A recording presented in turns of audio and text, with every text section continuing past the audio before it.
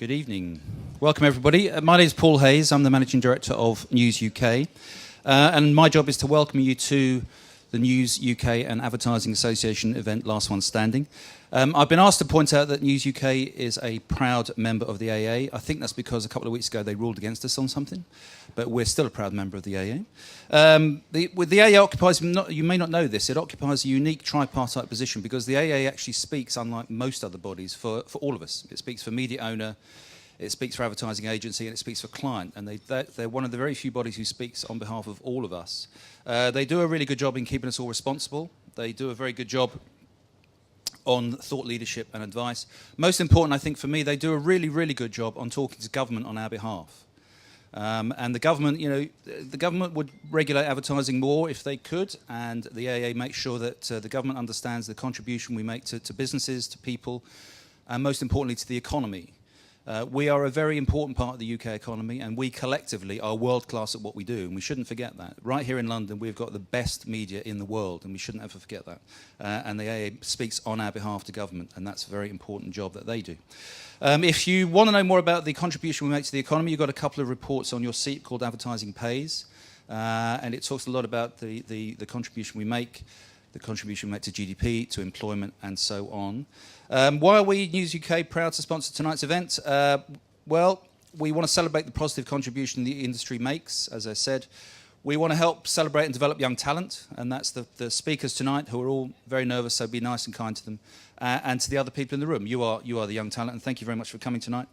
And it's good to ensure that you know a little bit more about the contribution that advertising makes to both the UK economy and to the wider global picture. Our chair tonight is my colleague David Aronovich. He's a brilliant columnist for The Times. If you've not read him before, the reason he's the chair is that he can say something really contentious and then prove that he's right, which is what our guest speakers tonight are supposed to be doing. I don't always agree with him, but he's worth reading. So, our chair tonight, David Aronovich, have a good time, enjoy, be kind to the speakers. They are really nervous, they work really hard for this. They are the stars of tomorrow, because one day you're going to be working for them, so make sure you're nice. David, over to you.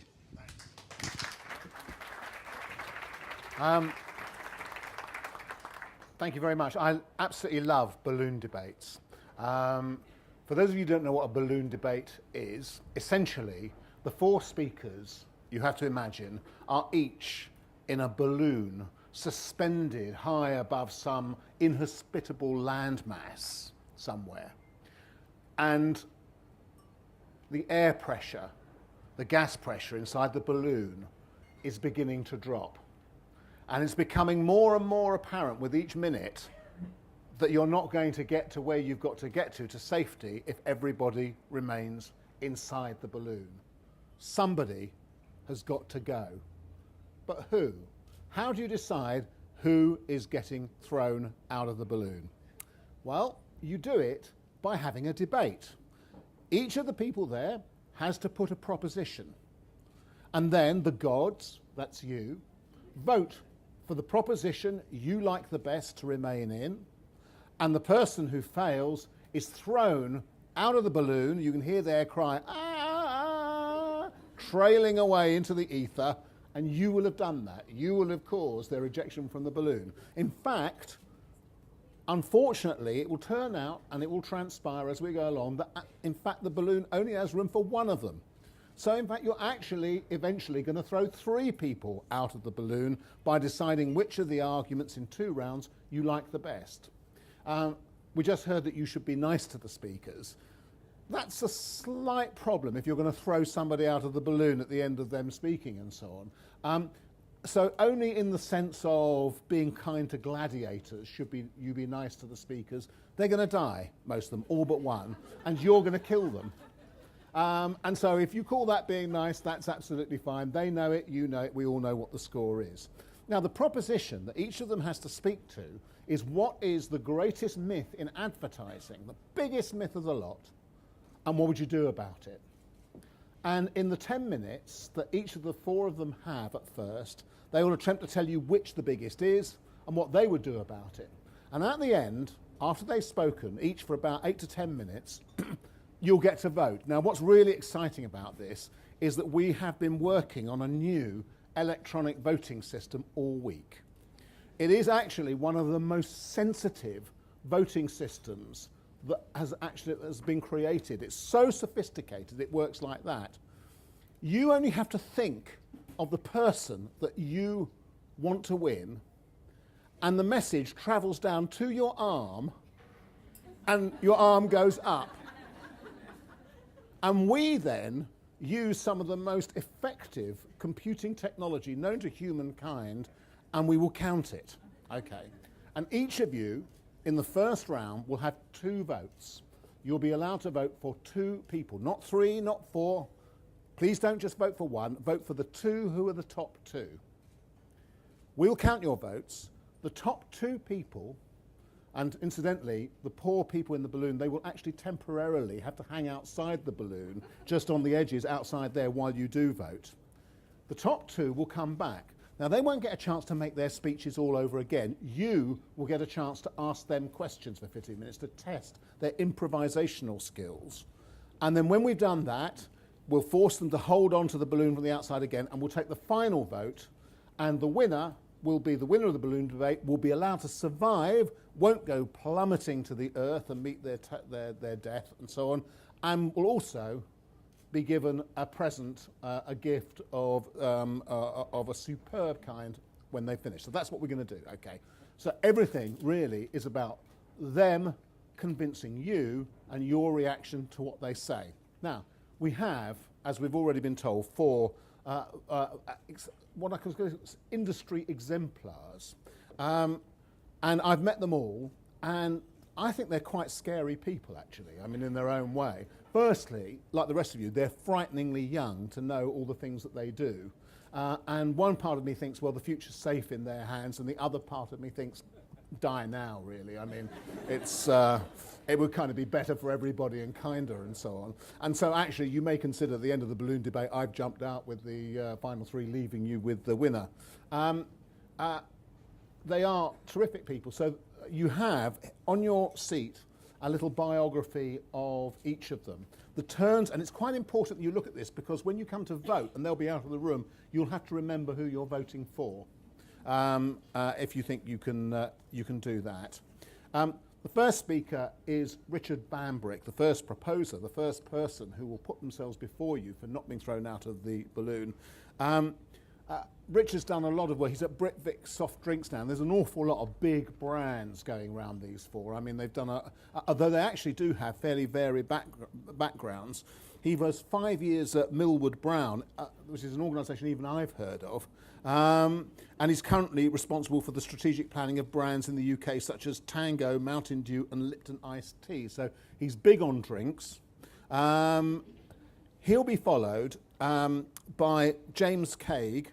When you come, James Caig's the one wearing the nice green shirt, because we've got 2 Jameses, one in a green shirt and one in a blue shirt. So Green James is first, and he's head of strategy at Isobar, which is exactly the kind of name I would invent for an advertising agency if I were to suddenly come into the business. It's really good, it means something, and whether it has any kind of connection or not, you always kind of remember what it is, so it's very good.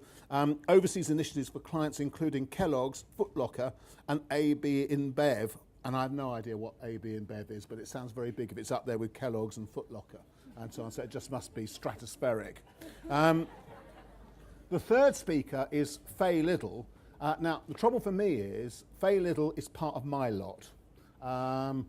Faye is a very well-liked and well-loved News UK person, sales manager at News UK Commercial, working across the Sun, the Times and the Sunday Times. That means that she has the job of selling me to advertisers and so on, and this is really not easy, as you're already kind of gathering and so on. An awful lot of, at least 2 of the people here are graduates in English literature, so I don't know, how many other graduates in English literature are there here? It's, you know, when people come and say, what on earth am I going to do with an English literature degree, it's not bad, is it? Anyway, and then finally, blue shirt James Mitchell, is a senior planner advertising agency, Creature of London, which is a name you'll always remember, where he's worked on, as he puts it, the nation's favourite solids, Ryvita, Weetabix, Itsu, liquids, Carling, Tetley and Persil. Persil's not, oh, well, I suppose it's sometimes liquid, isn't it? And gases, Google, Vodafone, and he's a joker, the Green Party. So those are going to be our 4 speakers. As I said, they're each going to speak for 8 to 10 minutes. They're going to put to you the proposition, what is the greatest myth in advertising and what are you going to do about it? You're going to hear them out, and when they've all finished, you're going to vote. So, without any further ado, Richard, if you would like to take, and a big round of applause for each as they come up.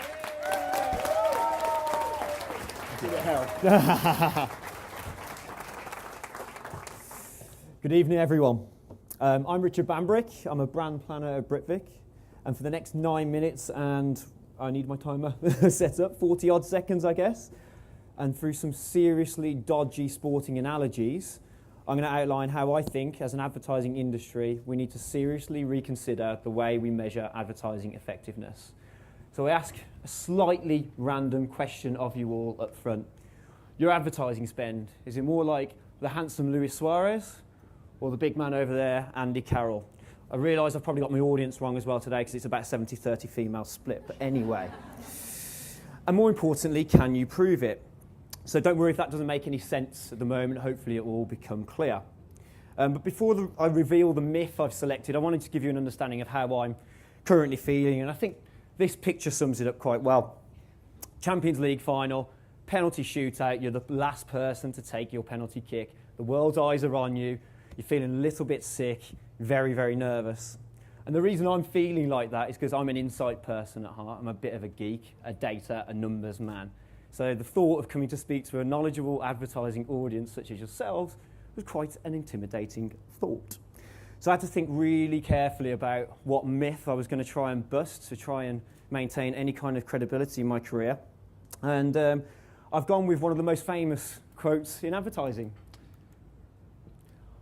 Half the money I spend on advertising is wasted.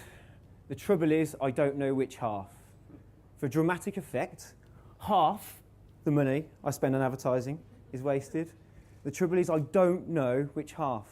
That's a staggering amount of money. I've got 2 issues with this quote. Firstly, half. It's a serious amount of money that we're talking about, and as an industry, I think that's a dangerous place for us to be. I also think a lot of the work that the Ad Association has done recently has actually gone to disprove that, and you can read about it all in the Ad Pays document. But where I want to focus today is actually on the second element, which is the don't know. And I think this is especially true. Not knowing how much our advertising is returning is a big issue generally, but it's more of an issue when you're in the room with this guy. This guy is Nicola Cortese, a formidable chairman, ex-chairman of Southampton. For our purposes, he represents CFOs, so Chief Financial Officers, and they, quite rightly, want to understand for every penny they're spending on advertising, what are they getting in return.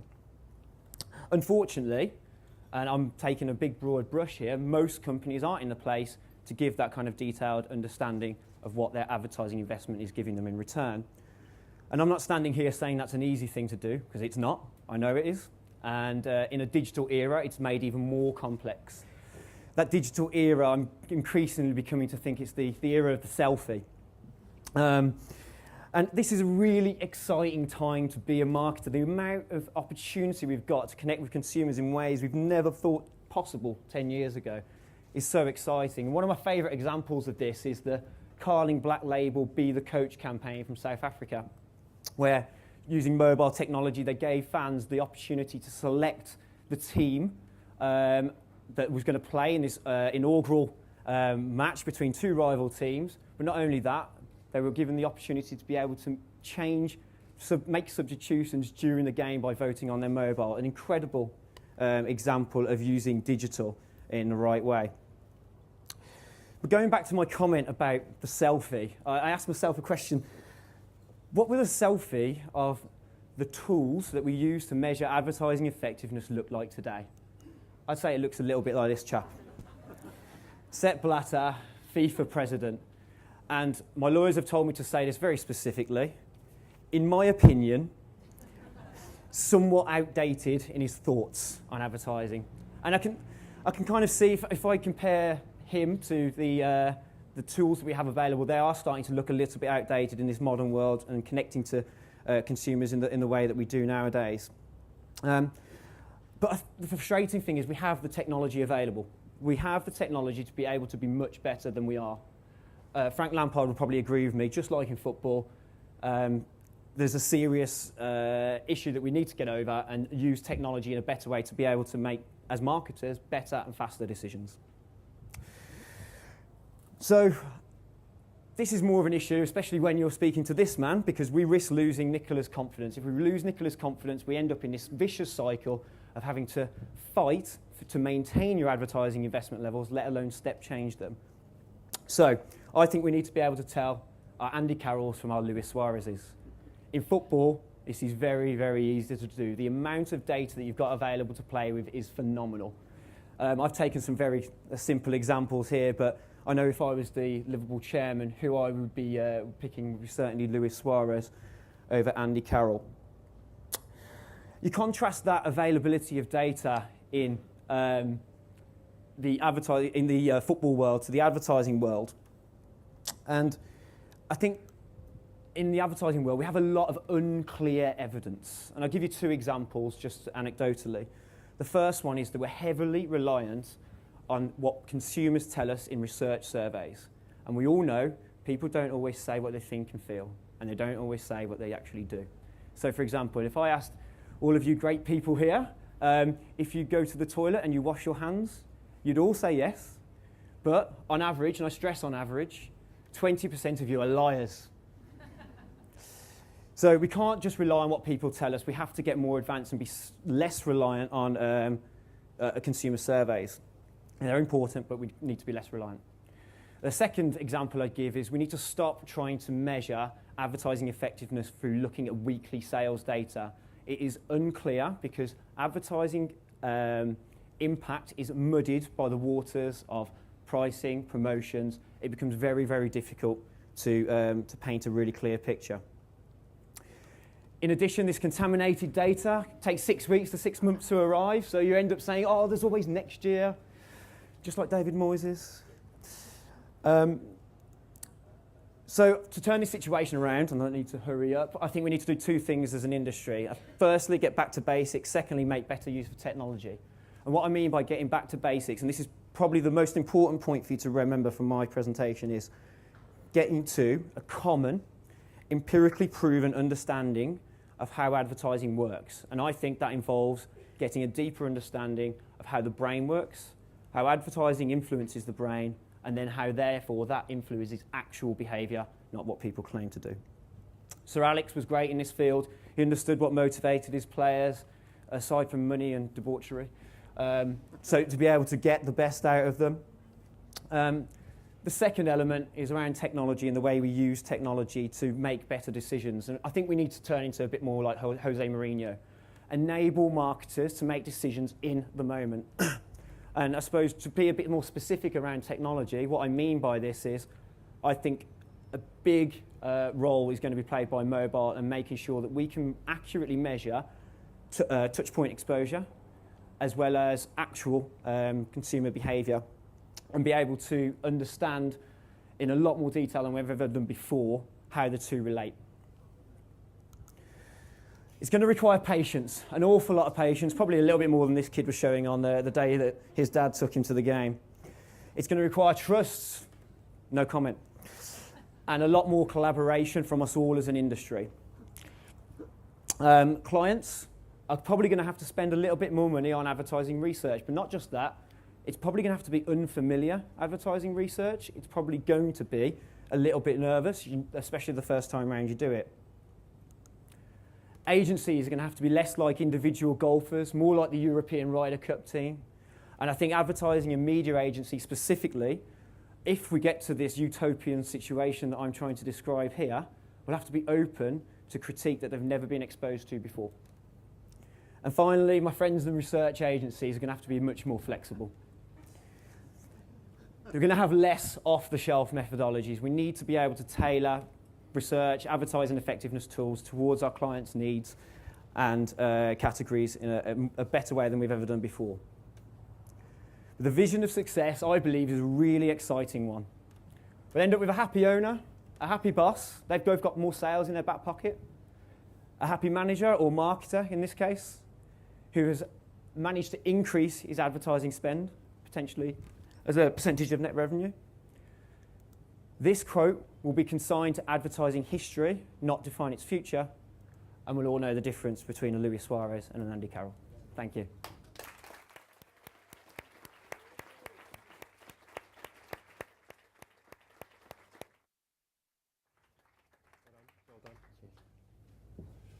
Cool. Hello, everyone. Can everyone hear me? Yeah. I'm Green Shirt James.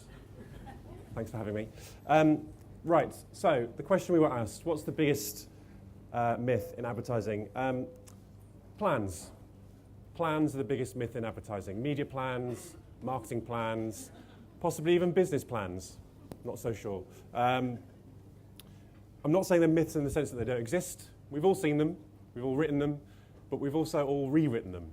And we've rewritten them again. And then we've done another version once again. They're a myth because we believe them to be one thing, and yet in reality, they're quite another. No longer does the plan accurately drive what it is that we do. Rather, what it does at the moment is reflect where we are at any given time. External forces have won out over the plan. And it's rife, it's widespread, and we know it because we asked you lot. And we asked clients, the lovely people at the Advertising Association put out a survey for us, and we asked people, thinking about your marketing plan for 2013, how many of you ended that year rather, with the same plan with which you started it? And 90% of people said, no, we ended it with a different kind of plan. And then we said, okay, how much did your plan change? And the answer varied quite a bit. You can see here that about 30% of people said it had changed by about 30%. That's kind of okay, that's kind of expected. What's really unexpected is that if you add up the number of people saying 50%, 60%, 70%, half of the people who answered our survey said that their plan had changed by more than half over the course of a year. That's really extraordinary. That means we're getting better, perhaps more adept at version control than we are at setting direction in the first place. Now, that might be okay. That might be all we need our plans to do, but I don't think that's what we want a plan to be. Now, I'm not saying that things don't change, that we shouldn't respond to developments. Cliche tells us that change is the only constant these days, so we do need to embrace uncertainty. But a plan pretends that uncertainty doesn't exist.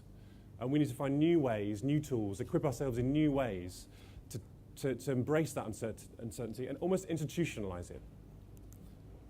And this is why. And it's not just to do with the tech that's going around at the moment or the profusion of data or the fact that changing landscape.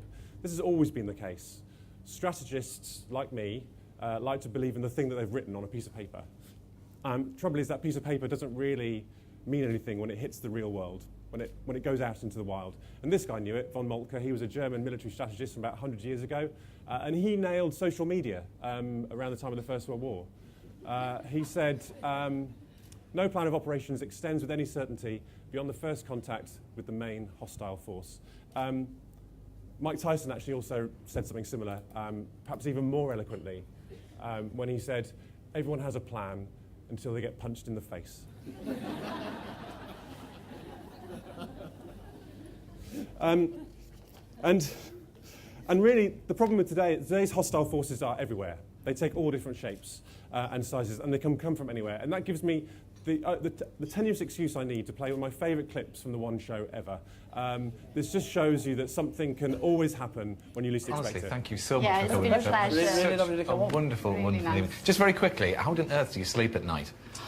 I've always been able to sleep okay, actually. Oh, yeah. I find if you work hard during the day, try and get your stuff done, and You'll then I sleep try and okay put it tonight. behind you. Because at the end of the day, if you're exhausted, you'll make rotten decisions. Yeah. So you've got to get a good night's sleep. Well, on that note, we're all off to bed. Yeah, see you tomorrow at 7. Good See you night. later. If you at all doubted that was unexpected, did you see that co-presenter's face? Anyway, threats can come from anywhere. They can come from the place where you least expect them. They come at a time that you least expect them. They can even come in a form that you don't expect. That was a question about moral ambiguity that obviously Cameron refused to answer. He turned it into a question about his fitness for work, his application, his sense of stamina. He reinforced his leadership using that external threat. That's a very powerful thing to be able to do. The thing is, in marketing, we do know there are lots of hostile forces, but we kind of do know what they're going to be. We kind of know where they're coming from. Marketers at the moment are facing a perfect storm. And we know this because IBM survey CMOs every year. And last year they surveyed CMOs and said, which things do you feel least prepared for? And which things do you think impact marketing the most? And what's really strange is that they're both the same thing. The explosion in data, the changing nature of the landscape in social media, the growth of new channels and devices that organisations are having to use to engage with their consumers, and the shift in consumer demographics, new opportunities, new segments. Marketeers know these things are coming, and yet they're still underprepared for them, which is really strange, except that it's just really hard. It's really hard to be ready for all this sort of stuff. So they know what's coming, but how do you equip yourselves for it? I'm reading a book at the moment, which I recommend you all read if you're involved or interested in strategy in any way. It's called Good Strategy, Bad Strategy. It's by a guy called Richard Rummelt, who's an American, very, very clever man, business expert. He tells a story about Andrew Carnegie, who was an industrialist at the end of the 1800s, world's richest man, I think, at some point. And one day he was at a reception, and he was introduced to a man called, what's it called? Alexander Taylor. Taylor, I think his name was. And this man, Taylor, was an expert in this burgeoning field of management, we would call it these days, kind of the organisation of work. Being a sort of self-made, quite smug multi-billionaire, Carnegie had not very much time for this. So he said, Taylor, if you can tell me anything interesting at all about management, I'll give you a cheque for $10,000. A lot of money now, a lot of money then. Taylor had thought about it and said, OK, Mr. Carnegie, write down a list of the 10 most important things you can do, and then start doing number one. Now, I don't know how Carnegie would have responded to that particular thing in that situation, but a week later, legend has it, a cheque arrived on Taylor's desk for $10,000. The advice, simple as it seemed, had a massive, massive effect. Why? It's not the list, it's the process of constructing a list. The brief was, write down the 10 most important things you can do. Most important and can. It's the intersection between important and actionable that forces you to think about why you're doing what you're doing and how you're going to do it. It's the intersection of those things that forced Carnegie to re-engage with his core purposes and devise new ways of realising that vision in the real world. And that's what we need to do. That's what we need to do as marketeers. Understand what it is we're trying to achieve, our core vision, and how to apply it. And if you can do that, you end up with a broader, more purposeful view about what it is that you're trying to do. And when you understand what you're trying to do in a broader context, you can pull on more levers. In another survey last year, IBM identified that the market-leading marketeers are people who are better than anyone else at pulling on all the levers, the 4 Ps in marketing: products, promotion, place, price. These are people who know what they can do across the course of business, and they make their presence felt. And this is 20% of the market. They're the ones leading the way. And the thing is, they're not running away from the change. They're not being underprepared. They're embracing it. They're proactively influencing the customer experience across channels as that changes, as that happens in more places. They're proactively taking on the technological disruption that's affecting their business so that they can use it and not have it affect them. And it doesn't just mean that they're leading the front in terms of their peers in marketing. They're making a bigger difference when it comes to their businesses too. So companies with these leading marketers taking that approach enjoy better profit growth, better net income growth, and better stock price growth. The case really is inarguable. And really, the person who summed this up in modern times who absolutely nails this is Jeff Bezos. He says you can be flexible on the details as long as you remain stubborn on the vision, and everyone buys into that. So I'm arguing that the plan is dead. The plan is not fit for purpose. We need a plan for the plan, and we need a new dual approach. Of course, there are certain things that need to be fixed. We need a vision that's concrete that everyone buys into. We need outcomes that are set in stone that everyone's working to.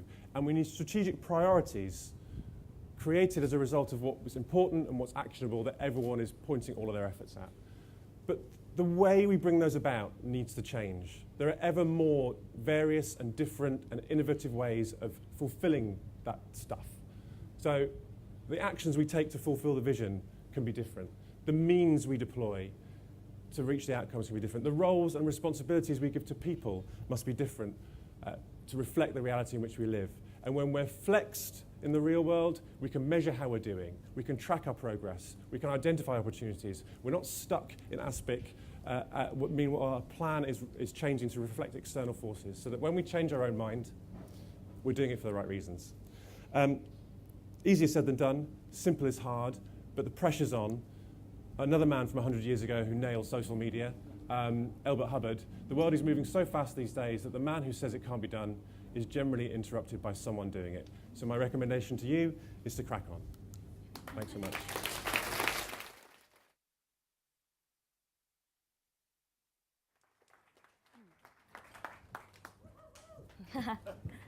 Hello. Only girl standing. Right. As a room full of industry professionals, to a certain extent we consider ourselves to be immune from the influence of advertising, as do the general media-savvy public. Advertising is a narrative.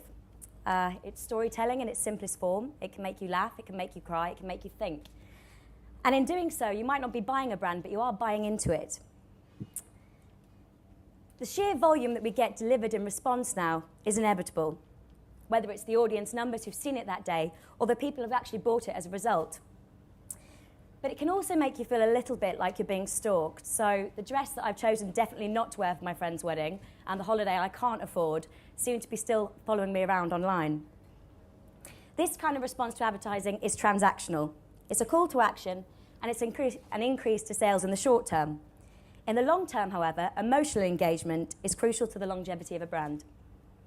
In the next few minutes, 8.5 minutes, I'd like to explore with you all how emotional engagement can not only create pieces of great advertising, but also cements brand affinity with the individual and bust the myth that advertising doesn't influence me.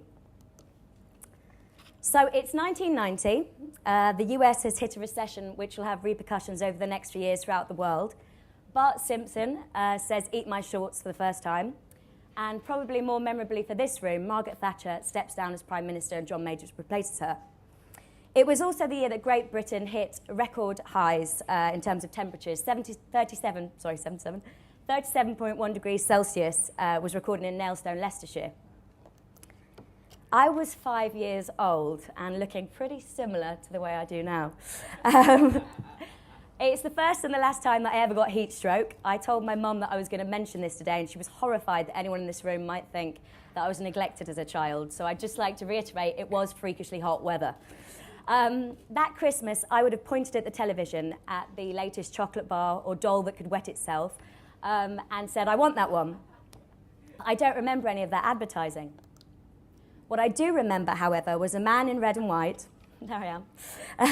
A man in red and white telling me that the holidays were coming and some or other drink was always the real thing. And since then, it hasn't really felt like Christmas to me until I've seen that advert. Now, a fizzy drink made from vegetable extract has very little to do with the birth of Christ. However, what Coca-Cola has done is embedded itself in my psyche. So every year when Christmas comes around and I hear those jingle bells, I'm hit with a wave of nostalgia, and it feels like Christmas to me. Now, as I head towards my late 20s, early 30s, the Bridget Jones twilight years, the way I think about tradition and traditional values is starting to become more front of mind. And I'm coming round to the idea, if somebody likes it, they should probably be putting a ring on it. I knew that was going to get away with that. And I've got some really good ideas about what that ring should entail. So for starters, a massive diamond. Mainly because if someone is proposing a lifelong partnership with me, diamonds last forever. But also it makes me think they're quite serious because they'll have spent a certain amount of money on that engagement ring. In 1938, only 10% of engagement rings actually featured diamonds. Fast forward 70 years and 80% now do. 1938 was the year that De Beers launched a campaign to make people think they were supposed to spend 3 months' salary on an engagement ring. So I actually thought this was a tradition going back to medieval times, but it was an advertising campaign. Fast forward 10 years after that, after the Second World War, they also coined the phrase, "Diamonds are forever." Again, I thought this was an Ian Fleming novel about a certain British spy that we all know, but no, it was also an advertising campaign. Advertising, by influencing our perceptions and shaping our traditions, becomes embedded in our environment. It becomes our environment.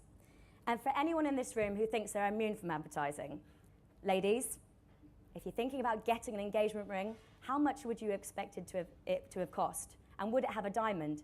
And for gentlemen, I hope that you're considering a similar amount of money to be spent on the ring. Going back to that man in red and white, Coca-Cola brought a little-known identity to Father Christmas in 1931. They brought a Swedish-American artist on board to bring to life Father Christmas for their Christmas advert. Prior to this, Father Christmas had looked various different ways. He'd been tall, he'd been short, he'd been gaunt, he'd been mischievous, he'd even been quite frightening looking. And what this illustration brought was the Father Christmas perception we have today. Grandfatherly, rotund, red cheeks, really human, warm, twinkly eyes and laughter lines. And the advert spread globally, and this has changed our perception as Father Christmas forever. Again, if you still think you're immune to advertising, have a think back to when you believed in Father Christmas. If I've ruined that for anyone in the room, I'm really sorry. And what did he look like to you? Both of these examples of tradition date back to the 1930s America, as it was clambering out of the Great Depression. I want to fast forward to the last 10 years and see how emotion in advertising has seen us through the most recent recession and the credit crunch, and how it's appealed to our emotional memory bank. So the grip of nostalgia during difficult times is so effective because traditional values are of great more importance to us. They become a comfort to us. So if you think about the last couple of years, Purcell have brought back the montage of the housewives since 1955. The Milky Bar Kid has dusted off his cowboy hat. And even Virgin Atlantic have used footage of cruise from 25 years ago. Long-established brands use nostalgic language to remind us that they do have heritage. Kronenberg, 1664, Levi's since 1873. And John Lewis has held the statement that it is never knowingly undersold ever since it was Peter Jones in 1925. So in 2009, we'll remember it was the first time we saw a very hungover wolf pack rampaging through the Las Vegas desert, and we mourned the loss of the king of pop. But this was also the year that John Lewis acknowledged it was a trusted brand, it was used for quality purchases, but not necessarily for emotionally led purchases, impulse buys. Research showed at the time that emotional affinity was synonymous with customer loyalty and spend. To 2011 now, this was the year that 1,900 people filled Westminster Abbey and saw Kate Middleton marry Prince William. That Christmas, John Lewis portrayed the story of a little boy who just couldn't wait to get to Christmas Day. So this campaign really struck into the hearts of the UK because we all remember being a little kid and being so excited about the wait till Christmas. So through the advert, he's crossing down the days, racing to Christmas Eve. However, when Christmas Day comes, he leaps over the presents that are sitting by the side of his bed and he runs into his parents' room to give them a present. It was this campaign that made the whole British public really respond well to John Lewis. It had an emotional message, and people wrote letters, sent emails to John Lewis saying this type of advertising was life-affirming, it was uplifting. This human connection has now rebranded them, seeing sales and awareness climb year on year. Away from Christmas, they also launched a campaign which was a visual illustration of the iconic Billy Joel song, Always a Woman to Me. It was a visual illustration lasting 90 seconds that saw a girl become a woman, become a mother, a grandmother, and also the generations that followed. The message was really simple. Life is emotional. It passes in a flash. Let's buy reliable, quality products to see us through it. In making the news, these campaigns have become content and a phenomenon and big chart success. This advertising doesn't sit alongside popular culture. It's part of popular culture. The drumming... Sorry. Got carried away there talking about Christmas. It's so emotional. Sorry. The drumming dairy milk gorilla that stemmed from a creative brief for the chocolate brand made people smile, but it also made the front pages of newspapers. This saw product sale. Why? Because newsagents are one of the most popular places to go to pick up a chocolate bar as well. By iconically using classic songs covered by contemporary artists, the John Lewis effect is clear on the music charts. Not only is this a really smart brand marketing strategy, the brand has now embedded its identity into popular culture. So for the 5-year-old pointing at the television screen this Christmas saying she wants the latest Moshi Monster, in 20 years' time she's not going to remember that advert. But it's the Lily Allen cover of a Keane song that she's going to put on in 2034. And it's going to put her in the Christmas mood that December. With all this in mind, advertising has a social function and a responsibility. It can comfort and inspire traditions. I'm not a data expert or an analyst, but I really do want to acknowledge this very, very quickly. When looking at correlations drawn from such volume, we can fit every possible conceivable argument into such a huge amounts of data. And this is feeding into the marketing strategies for brands. But if we are influenced by advertising, as I tried to prove to you today, it's important that data isn't the be-all and end-all in measuring great influential pieces of advertising. In this environment when we're anonymised by bits and bytes, the brands that do the best are the ones who remember us to be real people. Rather than following our habits and choices, recognise that our hearts and our heads are easily inspired too. So my actionable solution is really, really simple. Don't make bad advertising. Be a trusted brand and know who your consumer is and help them feel something. Advertising is storytelling. And it does influence us, even if you don't think it does right now. So it's inspiring and it's thought-provoking. Let it be for all the right reasons. Thank you very much.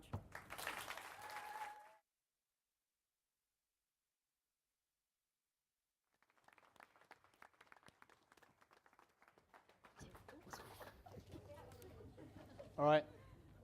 I came in a green shirt as well, but they said take it off. You two are basically indistinguishable. I'm James. I'm here because I care about your immortal soul. There are two kinds of myths, to my mind. We're really hating on this guy tonight. There are tall myths, really, really mythical myths, and then there are wide myths, which are the little lies that lots of people believe a tiny bit. And for tonight, it seems to me to make sense to talk about a wide myth, because that's something where a small change can make a big difference to a lot of people. It feels more effective. How do you find something that loads of people believe a bit? You ask Google, obviously. Google is good for answers. Google is good for questions as well, because you can just start the question and then it tells you what most people are saying. And if you don't believe me, if you're disagreeing with this principle, then you disagree with Google, and Google knows where you live. Anyway. Advertising is the top one and the bottom one cancel each other out, so we can ignore them. But the one in the middle kind of jumps out at you, really, doesn't it? Advertising is... and I can see a couple of you rolling your eyes already going like, oh yeah, that old chestnut, advertising is evil, as though that's something that we should have all just accepted by now, and that's just a truth, and why haven't you got over it? And that seems unfair. Why should we get over it? I mean, if this was Teaching Week Europe, and we were doing teaching myths, and I said teaching is evil, I'd be run out of the hall in a hail of Pritt stick and crocodile clips. Maybe it's to do with a kind of cultural legacy. There's that very famous Seguela joke about advertising. That one. It's brilliant, isn't it? Don't tell my mother I work in advertising. She thinks I play piano in a brothel. Which I object to that, because what is playing a piano in a brothel for if not to reposition a seedy sex dispensary as a classy gentleman's club? It is advertising, really. But there's two reasons why we should worry about this perception at all. One, it's ineffective. Branding is nothing if not the long-term creation of trust. And two, it's kind of sad to think that you're the agent of Mammon and to think that you might be one of Satan's little helpers, which is a phrase that Bill Hicks used when he said, filling the world with bile and garbage, and you can read the rest. I don't actually have a problem. I don't have a problem with our machinations. I think our machinations are really good. I don't think that tonight we're here as the evil council or the kind of cultural outreach program of the Illuminati. I think we're a bunch... My references are terrible. We're a bunch of basically good people that are interested in problems, and they're really, really interested in people. And we love people, and you wouldn't be able to do this stuff if you didn't. So if advertising were to counter the assertion that advertising were evil in 1950, we'd advertise our way out of it. We'd make some kind of 2-minute mega spot dreamt up by the best minds in the industry. The sun rises over a sweeping cornfield. Mother and daughter play. Father and son are reunited after a decade of isolation. Lambs frolic in the light of a heavily graded testimonial shot, that kind of thing. It would be really, really lovely. Of course, that can't happen now because of the social back channel, if you like. People have a right to reply. And it also can't happen because, let's be honest, like all really great myths, there is a grain of truth to this. Advertising is a bit evil, isn't it? And you know when like people take one slide from a speech and they tweet that? This isn't my paid owned earned moment. It is, and we can't even just say it was, because that still happens, essentially. But I think that a good way to bust a myth is to reposition it. We talked about repositioning earlier. If we could reposition the brothel of advertising as the classy gentleman's club of something better, then we'd be onto something. And there's two ways I'd like to do this with my time. The first is advertising is a bit evil because people are, because we basically are. It's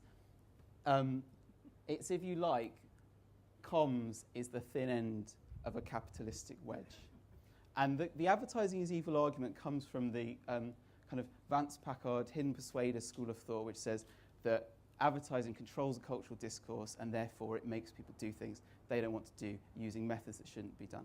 But if you place it in amongst all culture for profit, so like a film or an album or a story, it has to plug into the cultural norms of the day. Rather than being something that dictates, it is something that responds and is a record of this is what some people thought that some other people would respond to at that time, at that place. So it's not so much a case of advertising is good or evil. It's a little bit more nuanced and a bit more grown up than that. People are good and evil, and advertising just is. Advertising is everything that people are and everything that people can be, which is a wonderful thing. I don't know if you've seen this. It was a short film a clothing company did where they got 20 people, 20 strangers to kiss for the first time, and that's it. And it's a lovely document of the primal transaction. It's very, very sweet, but it is made with a profit motive, and it wouldn't exist without that profit motive, or if it did, it wouldn't be so widely distributed without this kind of capitalistic framework to plug into. So, first of all, I would say, in a literal sense, don't shoot the messenger. Advertising is an expression of the cultural norms of the day, and it is up to us to talk to people using their highest forms rather than their lowest. So that's method, that's means. But ends are perhaps more important. So how do we deal with Bill Hicks's assertion that we're filling the world with crap? Well, I take comfort from the sci-fi writer Theodore Sturgeon when he said, 90% of everything is crap. Really, isn't it? Come on, let's be honest. Films, food, things we make, things we buy, things we wear, slides, 90% of 90% of everything's kind of filler for the decent bit. And that's good because that means we can start to decouple the way advertising works and what it's led to. So, you can't really be mad at plumbing because someone once fixed Hitler's toilet. That's just what had to happen. So if we can find a way of decoupling those two things, it would be good. So what is the most elemental definition of advertising? It's behavior change, right? Through culture. We dislike this because of the way it works, but we also dislike this because of what it's for. Ads from the 60s, a lot of the use of kind of social normalizing and aspiration and peer pressure. But could we object to peer pressure in the name of cleanliness, for example? Or we talked about teaching earlier. What is teaching if not the essence of behavior change or behavioral molding in people that are too defenseless and too young to do anything about it? Poor guys. Or, of course, causes. Causes are really interesting because they're subjective. Half of people are going to disagree that this is a thing worth doing. And it's in that subjectivity that I think lies the answer. This is my Facebook page. What I have noticed in recent time is a movement of content, to borrow web design language, not below the fold, but to the left of the fold. So things are moving from the sidebar into the thing that is news, the things that I care about. So here is stuff that I care about. A lot of it's still being run for a profit, and a lot of it's still bought space, but it's been bought with relevance at its basis. And then over here, I don't know if you can see this, but we've got the brilliantly targeted BT Business Broadband, Western Union in Dutch, and then girls on Facebook. 4 for a tenner. This is culture. This is advertising. That may be our answer. Absolution might be a personal thing. It might be that we've got to a point where advertising is kind of a pejorative term that dictates the things that happen to other people. That 90% of stuff that Faye said that, oh, it doesn't affect me, this is for other people, and then there's stuff I care about. It might be that relevance is what saves us as an industry. But to wrap up on my promise from before, how do we save us as ourselves? How do we save our souls? I think it's a matter not of systemic process, but of kind of personal searching. So I would leave you with 4 commandments. Thou shalt sell something relevant. Don't sell stuff to people unless you think it's a thing they genuinely want to buy, because every mistargeted message degrades the entire process for everybody else. Secondly, on a more general point, only sell things you want to be sold. Only sell ideas and things you wish there was more of in the world. If you do the first 2, the third is easy, transparency, admitting that you're doing it. That is the principle that Kickstarter runs on. Kickstarter is people going, I've made a brilliant thing, and I think loads of people should have it. Do you want to have it? And being very honest. And people love that stuff. They love the sense of being patrons in a process. And then, on a point of method, convert audiences the way you'd convert a friend. Don't make a distinction between people you know and people you don't. If you wouldn't sell it to your mum that way, don't sell it to someone else's mum that way. I know this is really prosaic stuff. I know the topic of evil is super prosaic, but I think it's also incredibly important because it's so prevalent. It's like water for fish. It's just, we're so immersed in it, we don't even know it's there. We probably won't even know when it's working. History may judge that and our sleep patterns. Thank you very much.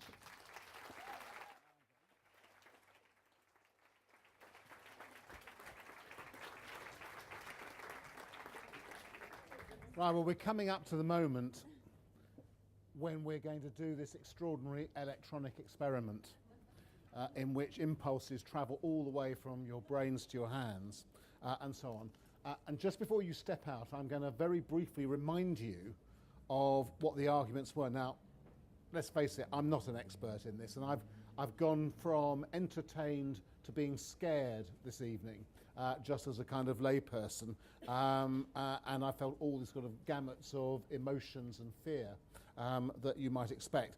And that means that my summing up is idiosyncratic, to say the least. But just to remind you, Richard was the beautiful and well-illustrated extended football metaphor, which, as he said, was absolutely perfectly judged for this particular audience, and so on. All of you knew all the references to it and understood perfectly, and I doubt that there's a single one of you who doesn't know what club Andy Carroll currently plays for and can tell you his exact injury situation at the moment, but everybody can. He's injured.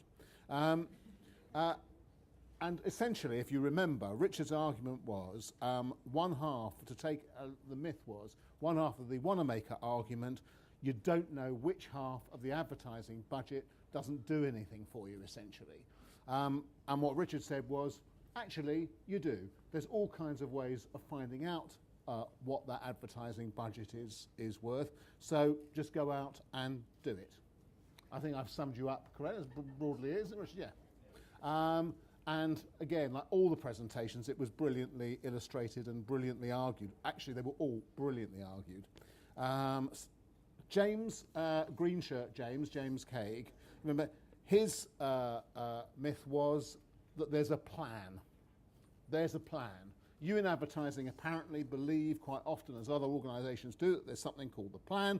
Well, James showed you pretty clearly that there is no such plan. If you do have a plan, you don't keep to it. And those people who try to keep to their plans usually end up in big trouble. The people who do well, he didn't go with the football metaphor. If you remember, one of his most effective metaphors was a military metaphor, von Moltke, and so on, and also the unforgettable Mike Tyson quote, which I shall certainly be using in a column sometime in the next couple of weeks, which was, what was it? Yes. everybody has a plan until they get punched in the face, I think was essentially it. So that was number 2. That was James Greenshirt Caig. Faye's beautifully illustrated presentation was the "It Advertising Doesn't Influence Me," and what she essentially gave was a rather beautiful version of Meryl Streep's speech in The Devil Wears Prada. I thought kind of applied for advertising, which is that you see that thing you're wearing, well, you got that from the fashion industry, where you see all these things that you think and you believe, and actually quite a lot of the ones that you feel, well, an awful lot of them came from the advertising industry. So it most certainly does influence people. And the way in which to try and deal with this and to try and make people connect with it is frankly to appeal to the emotional. Now that's how I understood you, Faye, and if I've done you a disservice, then I apologise. The emotional and the storytelling. And then you had Blue Shirt James's terrifying final thing, which was words he said, if you remember, the myth that he sought to dispel is that advertising is evil. I'm not at all sure that you convinced me that you weren't evil, James, but nevertheless, that was the kind of myth. It is actually a myth, because an awful lot of advertising does extremely good things. There was a rather worrying picture of good as being the Council of the Fellowship of the Ring, with Hugo Weaving with Elrond's hair style and so on. And if that's what good is, then I think most people would prefer to stick with Sauron and so on in Mordor. And then he gave his 4 messages and so on, and you will have to decide whether you thought his 4 messages, i.e. don't sell anything rubbish, don't sell anything tawdry, don't sell anything, no matter how much they offer to pay you, and no matter how much they come to your agency asking you to sell it, just say no. As I understand it, wasn't it, James? It was kind of essentially that, unless they're teachers. That was his message. So those are the 4 that we've got. Those are the 4 myths, very clearly delineated. Now, if you'd like to step outside, thank you very much. Oh, and applause, I think, is appropriate.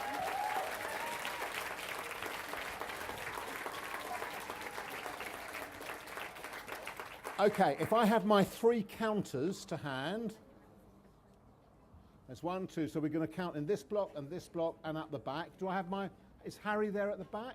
Yeah, thanks, Harry. So you each have 2 votes.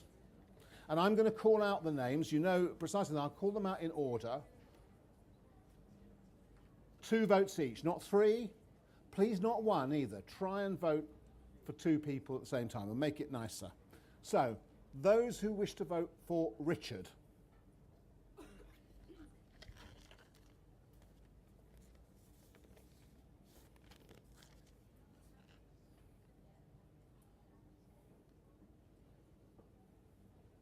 Okay, just write them down there, and then you can come up with all of them at the end.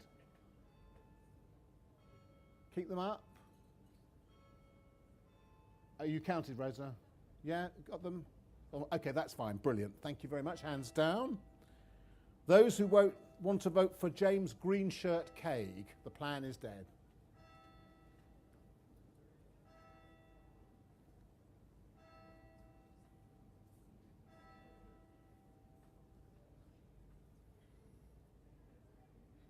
Keep them up.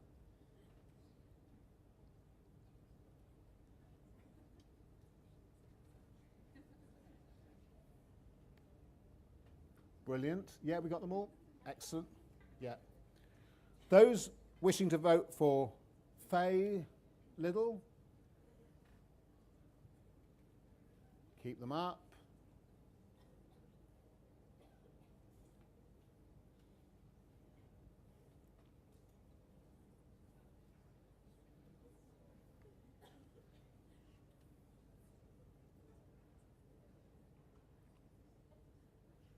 Okay, Rosa?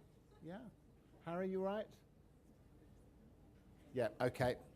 And then for James Blueshirt Mitchell.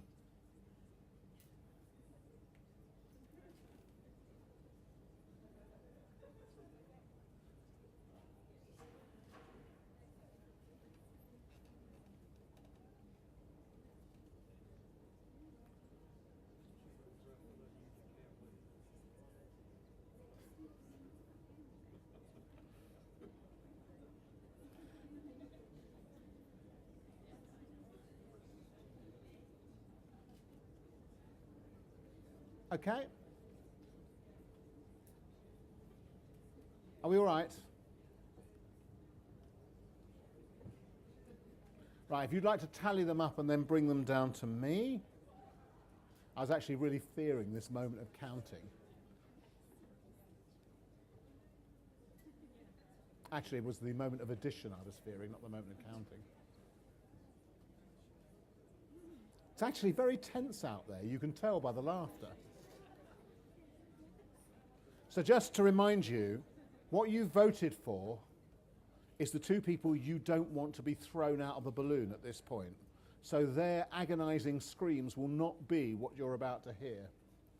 Instead, by your votes, you'll have consigned two other people to the oblivion.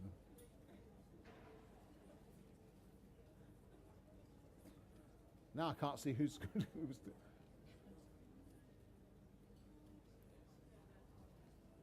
All right, thank you. Can I just say, by the way, that I don't think that 90% of what we do is crap is a slogan we're going to be using at the Times anytime soon. Just in case anybody's kind of listening. I'd say it's much, much nearer 25%, and I can identify exactly who's written it. And it wasn't me.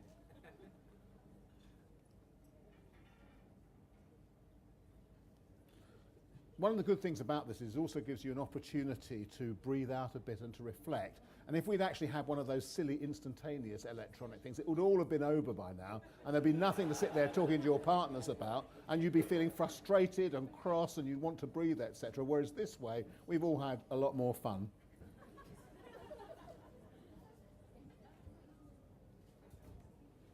Those are the totals. Yeah, I don't want to announce them, really. Okay. Well, one's vision doesn't lie, and the two people who are going to face each other off are Faye Liddle and James Mitchell.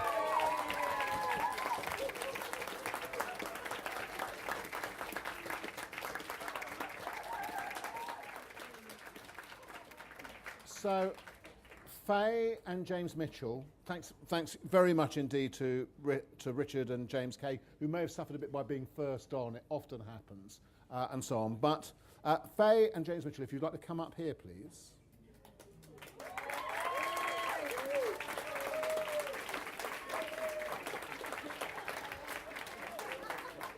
Now, you had these, and if somebody can start me down the clock on here, that would be great. Now, you had these brilliant presentations, and they were absolutely brilliant. All of them were. They were brilliant. That was you rehearsed. This is you extemporizing, because you now have the opportunity to ask questions as tough as you like about the propositions to each of them. And incidentally, this is the bit where you're also allowed to criticize the other side and say why it should be you and your proposition that stays in the balloon alone and gets safely home, and the other person who should actually find a dreadful death somewhere out there in the jungle of God knows where. So, there we are. So who would like to ask the first question? Somebody's going to have to be. The first question about either one of these propositions, either to both of them or to either of them. There's somebody there. Thank you. Hello, I think both of you did a great job. I really enjoyed your presentations. I think you're on different sides. So Faye, you sort of say, we influence, we tell lovely stories, we make people feel good. James, you sort of said, it's a bit evil, let's tell it how it is. So what's your idea on truth, and how truthful should brands today be? I, for example, work for a bank. How truthful should we be about what we're really doing? Mm-hmm. How truthful, okay, how truthful should a bank be? Oh, is my microphone on? Okay. I did cover mostly positive emotions, but that's not to say all emotions are positive. I think all brands have to be quite truthful, but the truth that they choose, I think they do have to take some responsibility for, and that's basically what I was saying. It doesn't matter really what you're saying, but you do have a responsibility. So as a bank, I would say just tell the truth and make sure that you take responsibility for it. Okay, tell the truth, take responsibility for it. James. Yeah, or I can't really say lie now, can I? Reposition. I think my mind goes to the current TSB campaign, actually, which kind of says here's what we won't do, and here's what some banks do, and here's what we have done, and the way that banking can work. I think now is a better time to tell the truth than ever was, because people have got a greater kind of a sort of literacy in capitalism. They know how things are probably done. And in many ways, if you don't divulge, the suspicion is far, far worse than the reality. So don't leave that gap, don't leave that truth gap. Fill it with the way you are, the way you work. I think people will love you for it. Can I just say one thing? Yeah, you can. Didn't you say that 90% of things we feel are crap?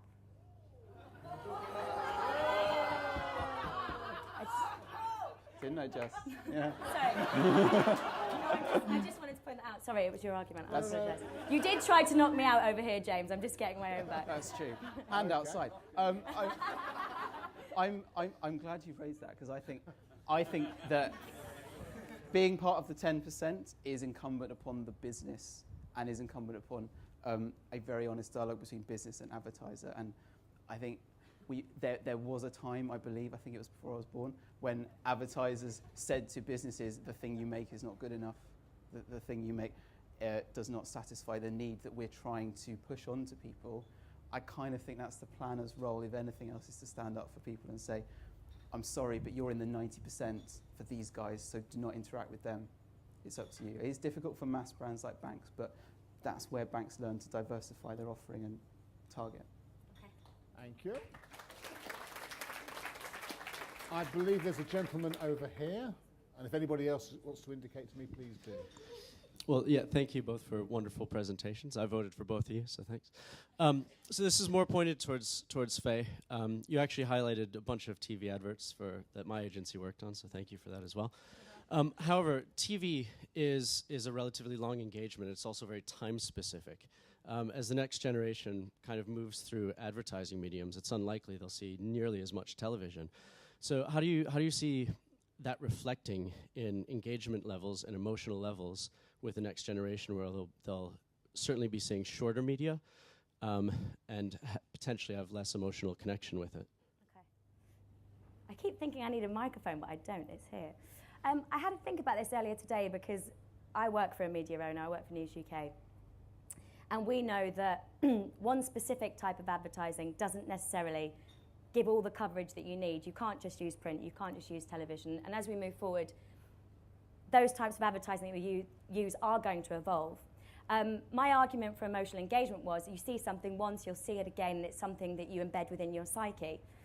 So whether that in 30 years' time is a hologram in the high street that you walk past and you look forward to seeing again every year, I don't think it matters what the platform is. I think that the platforms that we use will widen and they will evolve. But it's important there's an advertiser, you have a scope across all of those.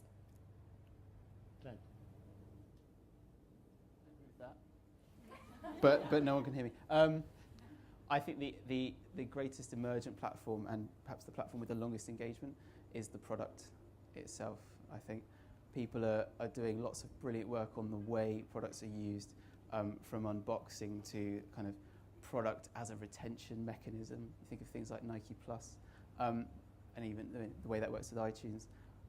I think products are the longest engagement medium that we have, and a really good way of locking people into brands. I'll be very interested to see people take up that challenge in a way, again, that is transparent, that is honest, that says we are a business, but that doesn't mean we're evil. Okay. I agree with you. Do we have another? Yes, we have another question here. Hi, James. I've kind of got an alternative proposition for you. So if...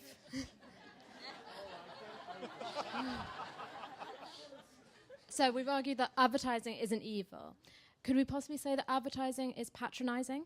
That it's patronising to tell people what's relevant to them. It's patronising to decide that people shouldn't buy cigarettes but should wash their hands. And it's definitely patronising to try to convert your friends. And then to Faye, don't you think it's patronising as well to kind of go back to childhood and think about brands connecting with people when they're at a power disadvantage and very young? Don't you think that's a bit old school, rather than talking about connected brands where consumers can talk back and interact? Do you want to go first? Yeah, okay. Sorry, what was your name? Okay. I think the question I would ask you in return is, have you ever believed in something so much that you told someone else about it? Never. You have. Is that an evangelization in some sense? Is that advertising? Possibly, but I'm a bit patronising. Yeah, we all. I guess we all are, and I guess that is one of the. I suppose there's an insecurity behind the things that I've been talking about. That is, if you're the person that has the whip hand in a two-way dialogue, then inherently it's more on you to control it properly. But in a way, the last 5 years and the next 2 are seeing the inversion of that, and actually you're seeing advertising become a lot more reactive. And I think of the way that social brands have jumped on conversations just to get some kind of reactive tweet out about someone who won a medal at Sochi, just because they want some attention, any attention. It doesn't matter how irrelevant, please, please, please, RT. And in a way, you kind of see brands prostrating themselves at the feet of the consumer. I don't know if that's... I think if we were patronising, that's being forcibly removed from us. Thank God.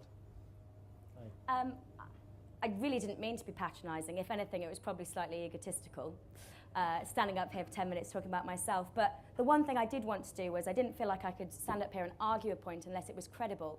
And if I know something really well, I know myself. And I do go back to my childhood quite a lot. I don't know, I thought it was quite a normal thing to do. And I think that who we've become and who we are today is very much to do with the people that we built ourselves to be as children, whether that be advertising, whether that be our family or our friends or our environment at that time. So I don't think it was patronising. I think it was probably quite honest and hopefully credible, which is what I wanted to do. Very good. By the way, as I say, all writers are honest manipulators. All of us are manipulators. I mean, it's an interesting question about whether we're all patronising. We're all patronising. Okay, any other questions from anybody else who either wants to patronise us or be patronised?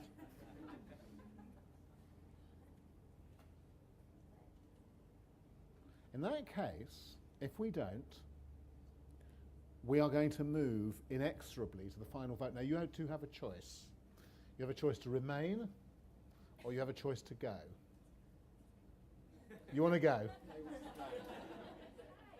Do you choose? Which do you want to go? Go or stay? Oh, you want to stay? No, I defer. Let's stay. Excellent, well done. So please stay. No, stay here right now. Can you now? The question is, can you do this? Because now you just vote for one, and the one you don't vote for gets thrown off the edge of the balloon, and you'll see their face. You'll see their disappointed face when you do it. You'll see the look of disaster and catastrophe pass across their eyes. Are you ready to do that? Yeah? Are you ready to do that? Yeah? No, come on, are you ready to vote? Are you ready to be cruel? Thank you. My God. Okay, brilliant. So, you can vote for Faye. You can vote for James. Put your hands up if you're voting for Faye.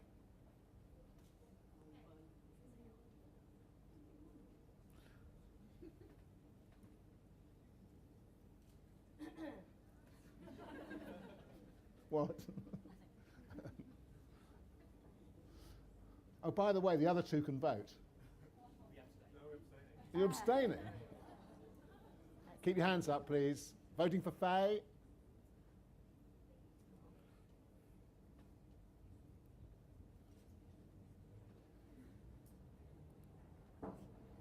That last question was impossible, you know.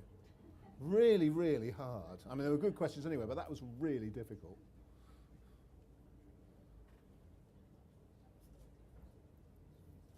Okay, Rosa? Yeah? Yeah? Okay, and those voting for James. Right, you know what? I don't have to count that, and so on. Well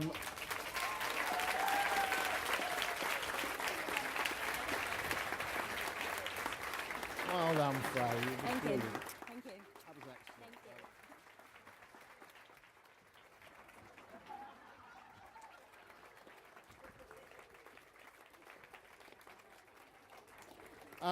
earlier, James, I just slipped out and down to the off licence and paid my own money to get you something, and I hope you'll like it.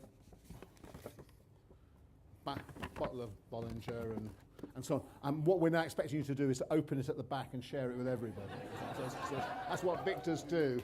No, but seriously, that was terrific. I mean, it was all very good. You're all brilliant, but that was terrific, and I think you're a worthy winner, and I'd like to present you with this elegant champagne.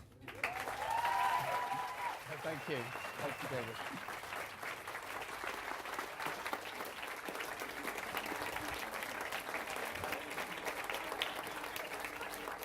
And that's it for this evening. Many thanks to the organisers and so on who had the idea and put it ahead. Many thanks to you for being so brilliant during it and voting and asking the questions and so on. And have a great rest of the evening.